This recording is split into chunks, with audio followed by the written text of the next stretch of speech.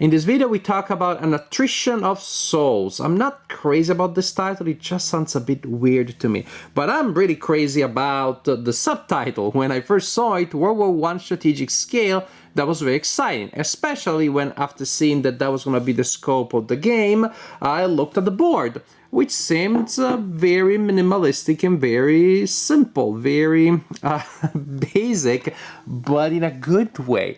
Because this is the kind of game that I can play these days of pandemic due to the mental and emotional exhaustion of it all. And actually, even before the pandemic, I definitely enjoyed games like Quartermaster General that gave you the whole of World War II, playable in a single evening on a map that also looked pretty boiled down to the true basic essentials. So what we have here isn't this what I would call a bonsai game, not because it is small, but because it is very minimalistic when compared to the magnitude of event that it portrays. It does have the entire Great War playable in 2 hours or less, or definitely playable in a single evening. So that's impressive. It's for 2 players controlling the 2 main sides of the confrontation, but you can play solitaire controlling both sides to the best of your possibilities, and that is exactly how I played it. And there is a lot of randomness because you're gonna draw your military forces from a bag, and so you're unable to see too far ahead in the future, which makes it perfect for multiplayer solo, because you don't know exactly what the other side is going to be able to do when you're taking a side's turn. So the map, the board, it's a nice looking mounted board. It is a point-to-point map, as you can see. So you have playable areas that are connected by lines, indicating the most likely directions in which military troops would move and would travel and would fight. So you don't have to have, perfect hexes everywhere, and then in any case there are just some movements that would not have happened historically. So people are gonna go where they did go, or they can go only where they were likely to go historically, which means the French and the Brits, they come here and they don't have much to do other than pushing and pushing and pushing. There's gonna be a lot of back and forth pushing here, and that captures, of course, the essence of attrition, war of attrition in the trenches. The Italians, not a lot that they can do other than pushing and pushing and pushing this way. Yeah, you have other water connections, but again, these connections from boxes to boxes really reproduce things as they happen historically. You got the Ottoman Empire here, and they may start threatening Alexandria, which the British really want to protect.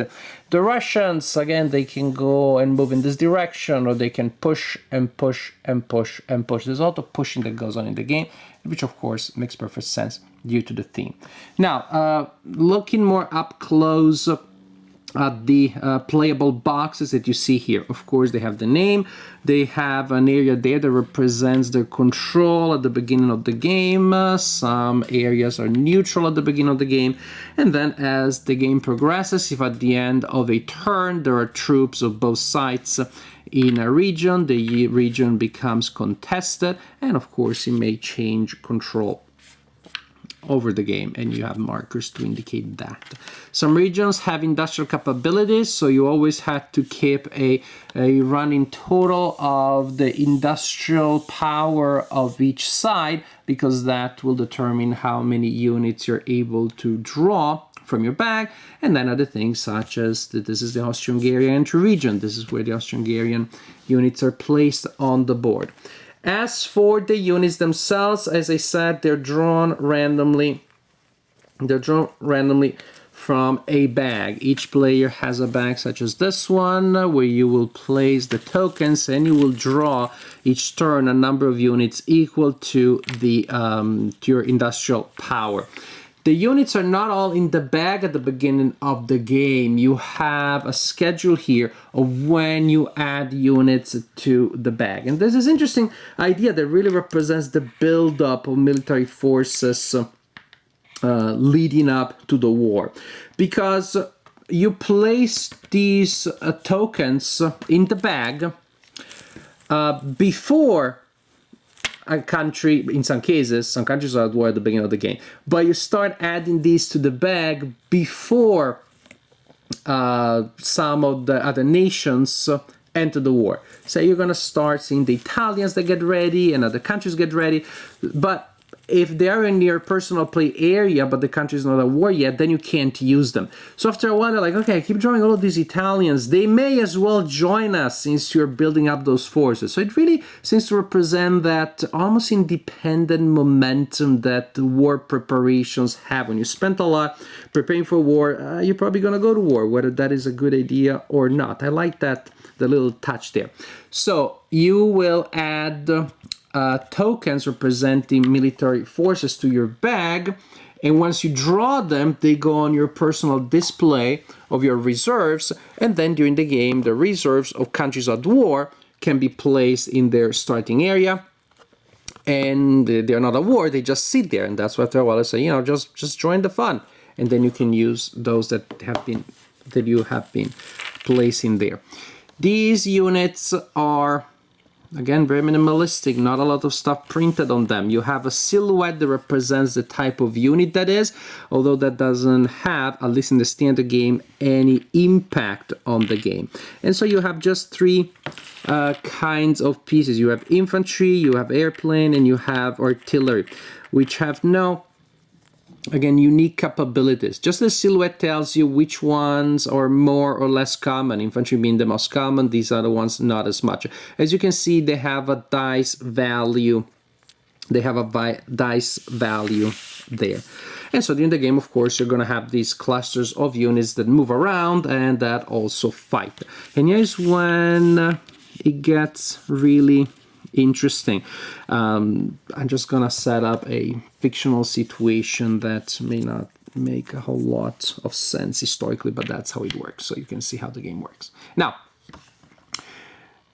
what happens when you declare an attack, which you have when you enter a new foreign area, but you don't have later? You may just create a stall in which you're sitting there, you're not making any progress, but you're preventing the opponent from also taking control of that area. But when you declare an attack, if you have multiple nationalities, you choose a single nationality, you choose the one for which you have the most. And say, here we're choosing the Germans that are going to attack those units. And you roll a die for each unit that you have there. So I have 4 units there, I roll 4 dice, just that simple.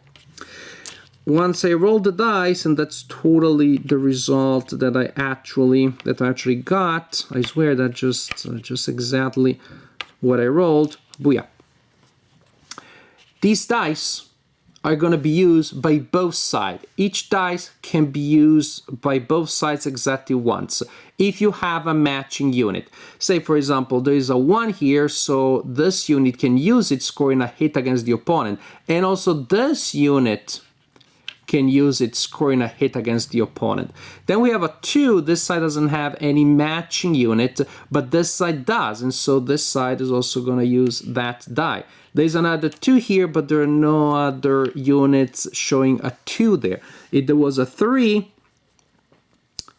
then this unit would be able to use it. So the way that this worked as I rolled it, totally rolling it without changing anything, is that this side scores 2 hits because they're able to match 2 dice, and this side scores 1 hit. And then we simply remove the number of units that have been destroyed.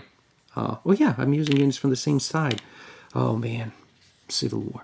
But the general idea is this. It's a very simple combat system that rewards both having large armies because they can take a lot of damage, but also having combined armies because then you can match multiple symbols. You can match multiple symbols there.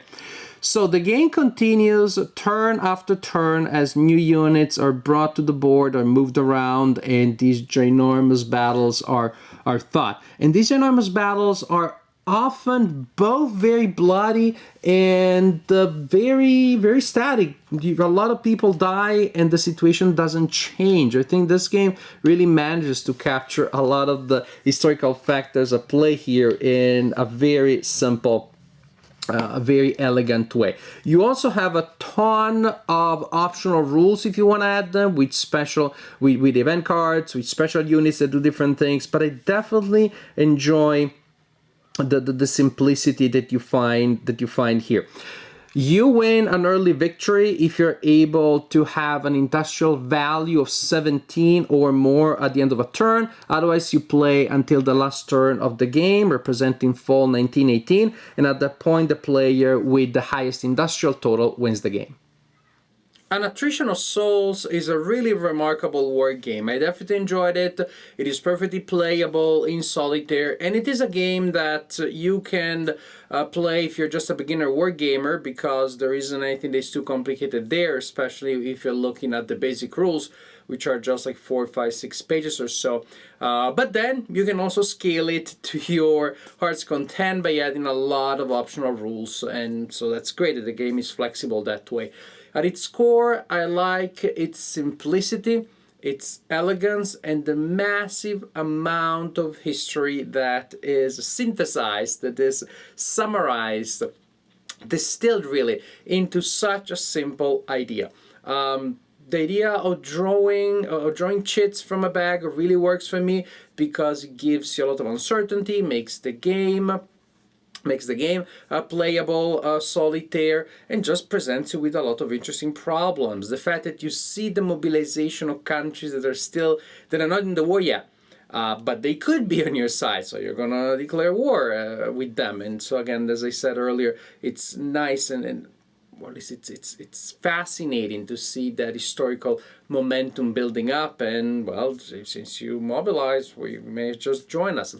And then again, you have this flow of history as countries come and sometimes countries go. As the ally player, you can choose, for example, to surrender Russia if you think you're going to lose a lot of territories, then you don't want the opponent to gain those industrial points. Yes, you're also going to lose them, and you're going to lose those units, but from that moment on, when you draw Russian units from the bag, you don't have to mobilize them, you don't have to put them in your reserve, they'll simply remove from the game.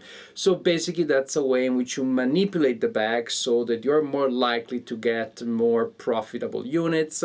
And so ultimately, when it comes to representing history, between the schedule of arrivals, of the way countries enter the war and possibly leave the war, between the way the map, it's so simple, but it really places the emphasis on the places where the action happened, and therefore in turns on the fronts, on the incentives, on the goals, on the actual actions the people were taking. All of these elements come together really well to give you an historical picture that is, again, painted with broad strokes for sure, but you can see it's the real thing. You can definitely see the basic mechanisms, the basic events.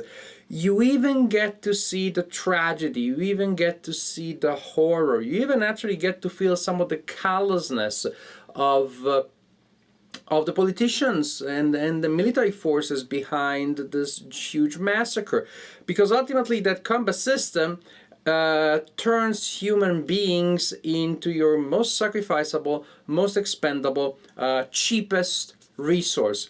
I rolled the dice. Okay, I matched dice, so I'm gonna. Luckily enough, I have a lot of human beings that I can sacrifice, so I don't have to lose my artillery. I don't have to lose my air force. That allows me to have combined arms, so then I can match more die results and inflict more hits. It's sad and it is tragic, but I think it's fascinating how the game system and the incentives within the game system and the combat system in particular do get you to think in those cynical terms. They do put you in the position of the forces that were making those decisions, and that felt that they have an endless supply of human beings, and that was just, again, the most expendable resource. In that sense, I also like the basic game because every human being is the same, which is sadly, but historically accurate. Every human being is not worth much in the perspective of the game. And again, it really makes a point, I believe, about the grim nature of war in general and of the Great War in particular. When you had the advanced rules, then some units start having special powers, special abilities, and it can be cool to play that way. But again, there's almost a philosophical, a somber existential meditation here when it comes to see that every human being is the same right there, and everybody's usually is equally expendable. It's just a gray, shapeless mass of resources, of faceless resources that you're throwing the carnage, and you're hoping to gain some small political advantage and some small military advantage, and you do. And then it's taken back, and then you throw another wave of people at it, and you don't obtain anything, so you throw another one, and you get a small advantage, which is then taken back, etc., etc., etc. So to me, this is a remarkable game because it's very playable. It remains a very playable game with tension based on the fact that the fronts seem very solid until they collapse, based on the fact that the reinforcements are random, and so there's going to be excitement because you're not going to be able to reinforce certain areas and you're going to be able to push somewhere else. So it's very playable in the sense that it has a lot of interesting, exciting situations and nice in-game dilemmas.